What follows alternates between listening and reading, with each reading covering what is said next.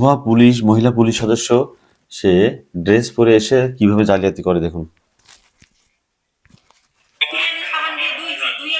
আমি করছি সেটা আমার দোষ হইছে। এটা তো আমি ভালো মানে টাকা দিয়ে তোমরা কিনে না, আমি বিনি পয়সা পাই। বিনি পয়সায় পাই। আমি বিনি পয়সা বিনি পয়সায় বিএনপি ওকে দিয়েছে। চাকরি হইবে, চাকরি এখন দেশ তুমি ঘুরি বেড়াও, কোনো সমস্যা নাই। আমি অর্ডার দিছি, এই যে এখানে লেখিও দিছি, এখানে স্লিপ লেখি দিছি। কেন্দ্রে কেন গেছিলেন? জি ভোট কেন্দ্রে কেন গেছিলেন? কেন্দ্রে কেন আপনি হ্যাঁ কেন্দ্রে গেছেন কেন?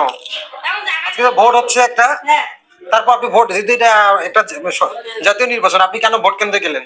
ভোট তো কিনতে যাইনি আমি, না কেন্দ্রে গেছেন কেন আপনি? অর্ডার দিছি। তো এই ড্রেস পরে কেন গেলেন?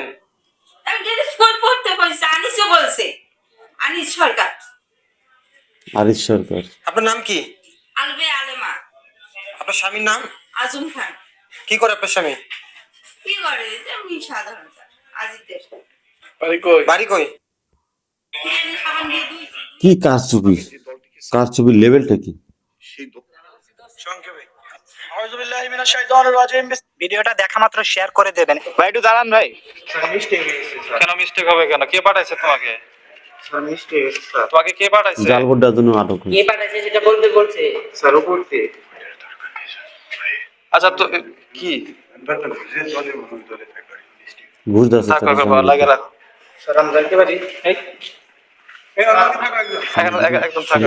ঘুষ দেওয়ার চেষ্টা পালায় চলে গেল। এটা আপনার ফোন না? কেন মিস্টেক হবে পালায় কেন? চলে কে গেল। কথাগুলো শুনেন সবাই।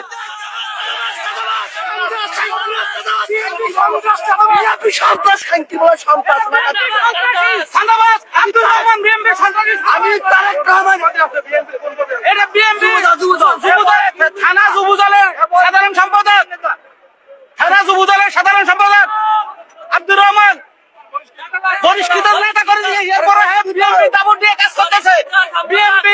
বিএনপির উর্ব হাই কমিটির কাছে আবেদন করতেছি, তারেক রহমানের কাছে আবেদন করতেছি এই সন্ত্রাসী সাদাবাজরে বার করে দেওয়ার জন্য এই তেজগাঁ এলাকা থেকে দেশে।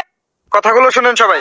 কি অবস্থা! নিয়ে আসবো, এবার চাইবো যে পুরো পিচ করে ফেলে যদি ফাইন। কি হচ্ছে? আসসালামু আলাইকুম। চাঁদাবাজির লেভেল কি? আপনি এটা কি পড়ছেন? আপনি এটা পড়ছেন? আপনি না পড়ে আপনি এখানে কিসের দায়িত্বে আছেন? আপনি কিসের দায়িত্বে আছেন এখানে? তাইলে আপনি দেখুন কি পড়ুন, শব্দ পড়ে দিন। আপনি না জানেন না বুঝে আপনি এত বড় একটা পদ নিলেন কিভাবে? এতটুকু টাকার কথা আপনি যে বলছেন এটা এটা থাকবে। হ্যাঁ বন্ধ করে দিতে হবে না বুঝছে আপনি। আচ্ছা ওইটা তো আপনি তো বলছেন যে পুরোটাই থাকবে। জি চিরে ফেলে দিবেন, কিন্তু আপনি এখন বললেন যে এটা থাকবে।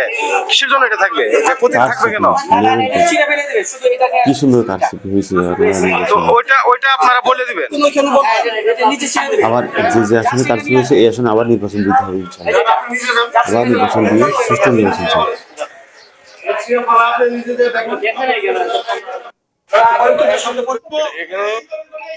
কি একটা অবস্থা নির্বাচনের! আল্লাহ, এত বছর পর মানুষ চেয়েছে একটু সুষ্ঠু সুন্দর নির্বাচন হবে, কোনোভাবে সম্ভব হলো না।